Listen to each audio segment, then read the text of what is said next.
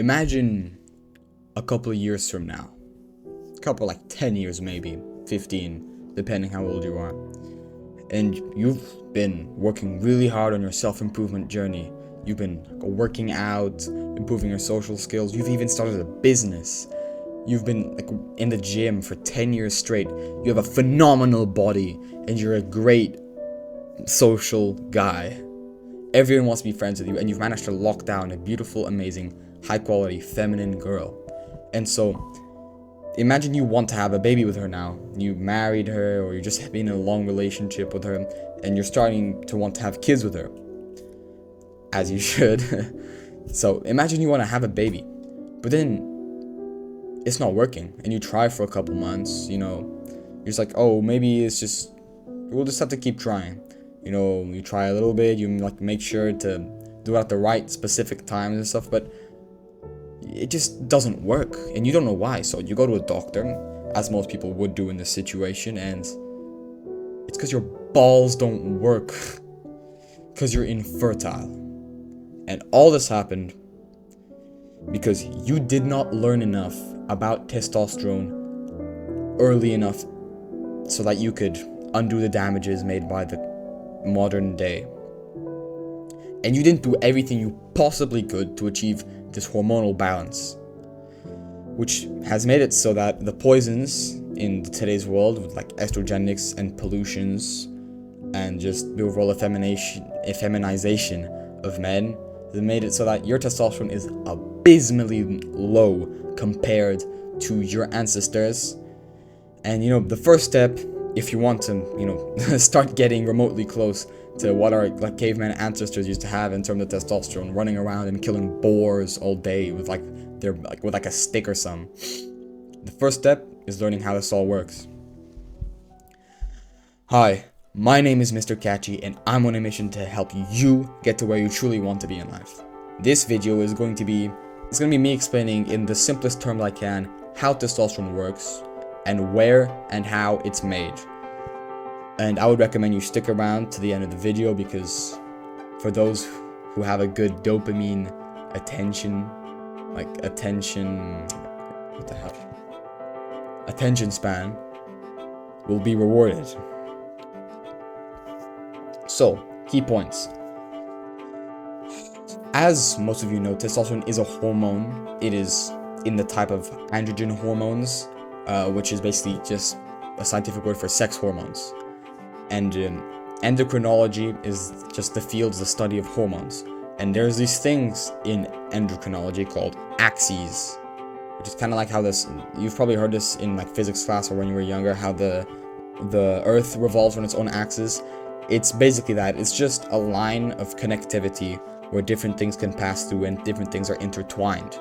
Now, I need to teach you about the HPG axis, which is short for the hypothalamus pituitary gonadal axis. So, if you've already had sex ed class in school, you probably have heard of the pituitary gland, which is this little gland in your brain which secretes hormones, which then activate your testicles, which tell them to start producing hormones so that you can start puberty. Now, that's a very basic rendition of it, so let me explain it to you in a full way. The hypothalamus is this little bag that sits over the pituitary gland, and it's basically the hormone center of the body. It sends the most neural transmitters and the most hormones than any other gland or muscle or just overall effector in the body. And so the hypothalamus is going to send this hormone called GnRH. GnRH to your pituitary gland. GnRH stands for gonadotropin releasing hormone.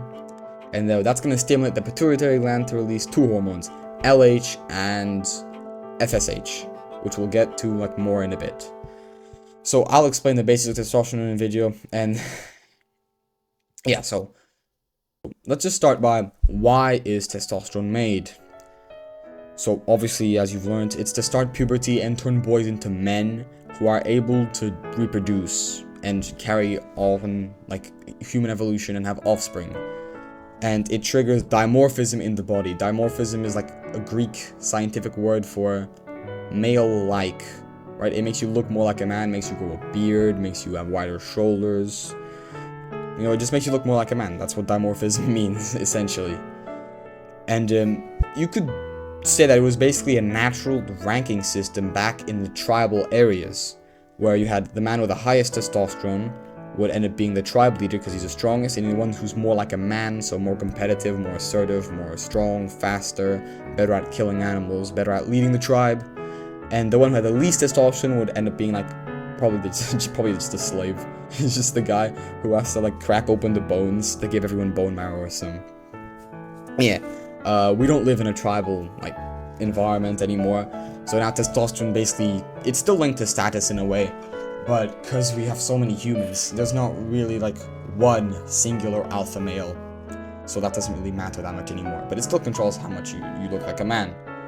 Now, what other uses does it have? As you've heard of definitely before, it increases your muscle mass, better health overall, increased strength, increased bone density, more body and facial hair, lowers your stress, it makes you feel confident, and it makes you feel powerful, you know, etc. So many positive side effects having high testosterone. So let's get to the actual scientific part of this. Where is testosterone produced? In the testicles. You know, testosterone, testicles, it's in the name, it makes sense. Now, how is that actually made? The hypothalamus, which is this little gland in your brain, secretes GnRH, which is gonadotropin releasing hormone, to the pituitary gland, which is this gland beneath the hypothalamus, and that stimulates the pituitary gland to release LH and FSH. Now, FSH is kind of irrelevant for what we're talking about here, but just for why not? LH means luteinizing hormone, and FSH means follicle stimulating hormone, but more on FSH in a different video. So, the LH will be released to the bloodstream, and then it's gonna go down like your body, like, you know, your heart pumps, bang, reaches your testicles. And so LH is going to arrive in these specific cells in your testicles, which are the actual like balls inside of your ball sack. That's the actual testicles, and they're called Leydig cells. Now, these are in the technical name is gonads. That's why it's gonadotropin releasing hormone. Yeah. So, and it activates a receptor in those Leydig cells, which are in your gonads. And so this is like step one of the equation. And now, the second part of this equation to produce testosterone is you need LDL cholesterol, which means low density liposoluble cholesterol, which is a chemical, it's a molecule that's in foods, in our bodies, it's everywhere. And so it's required. And so then the testicles are going to take these two little receptors, LH is in one of them, LDL is in the other. It's going to take these both and form a series of chain reactions like pronalderone, androsterone, a bunch of 15 or so chemicals being made until it finally reaches to testosterone, which is then secreted into the bloodstream, and then it goes about in its merry way and carries out its functions. That's essentially how testosterone is made. So I hope you found this video interesting and educative. I hope you don't become infertile and you keep doing everything you can to maximize testosterone so that you can end up having kids in the future. So, see you, bro.